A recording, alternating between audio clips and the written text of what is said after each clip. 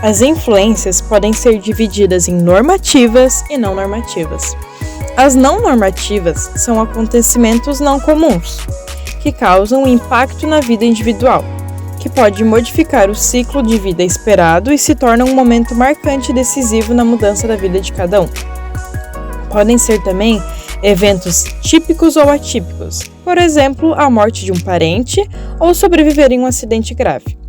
Já as normativas são influências ambientais ou biológicas e podem ser divididas pela idade ou pela história. As regulamentadas pela idade são acontecimentos iguais ou semelhantes para uma mesma faixa etária, como exemplo, a puberdade e a menopausa. Já regulamentada pela história são os fatos que acontecem em uma sociedade e moldam o comportamento de uma geração conforme seu contexto histórico. Por exemplo, a pandemia de Covid-19 modificou o comportamento das pessoas que começaram a utilizar máscaras, manter um cuidado maior com a higienização das mãos, dos alimentos e a questão do isolamento. Para entendermos o desenvolvimento humano, precisamos considerar todas as características herdadas, considerar fatores ambientais e as experiências que afetam esse desenvolvimento. Precisamos observar as influências que afetam muitas ou a maioria das pessoas em determinada idade, momento histórico e seu contexto cultural.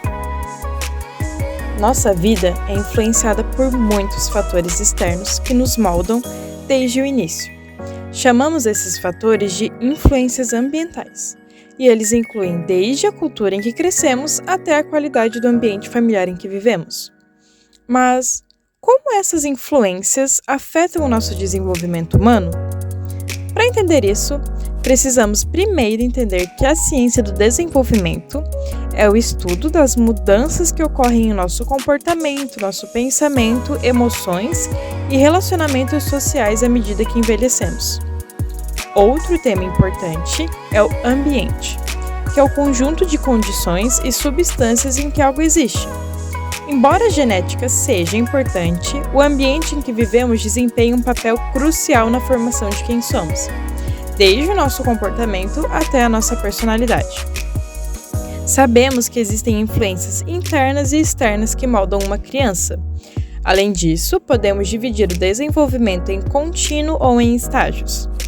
Esses estágios são classificados conforme a maturação, momento de experiência, tendências inatas e restrições, genética do comportamento, interação gene-ambiental, modelos internos de experiência e o modelo de influência ambiental de Aslin.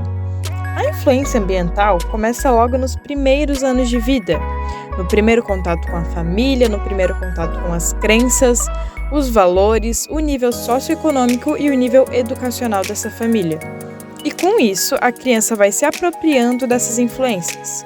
E quando a criança passa a interagir com um meio diferente, por um exemplo, com a escola, ela começa a ter outras perspectivas de valores, de crenças, de normas e de regras diferentes do que ela conhece no seu contexto familiar, passando a compreender e se adaptar com esse ambiente externo.